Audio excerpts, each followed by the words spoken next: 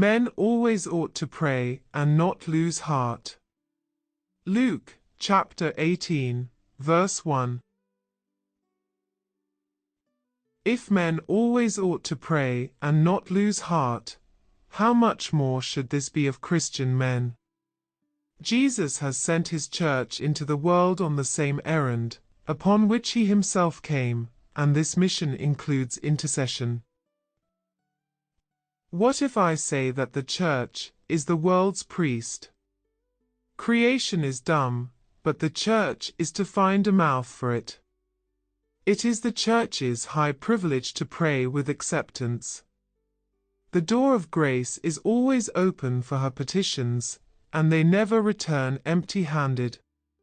The veil was torn for her, the blood was sprinkled upon the altar for her, and God constantly invites her to ask what she wills.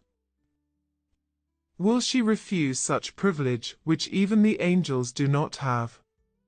Is she not the bride of Christ?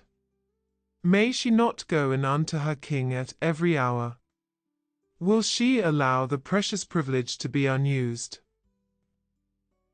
The church always has need for prayer. There are always some in her midst who are declining in health, or falling into open sin. There are lambs to be prayed for, so that they may be carried in Christ's bosom, the strong to be prayed for, lest they grow presumptuous, and the weak, lest they become despairing. Even if we kept up prayer meetings 24 hours a day, 365 days a year, we would never be without a special subject to pray. Are we ever without the sick and the poor, the afflicted and the wavering? Are we ever without those who seek the conversion of relatives, the reclaiming of backsliders, or the salvation of the degenerate?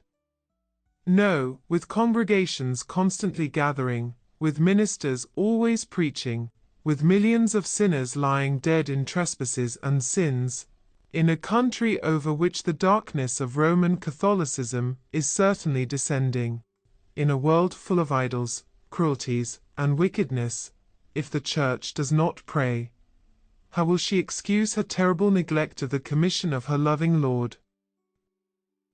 So, let the church be always in prayer, and let every believer cast his mite of prayer into the treasury.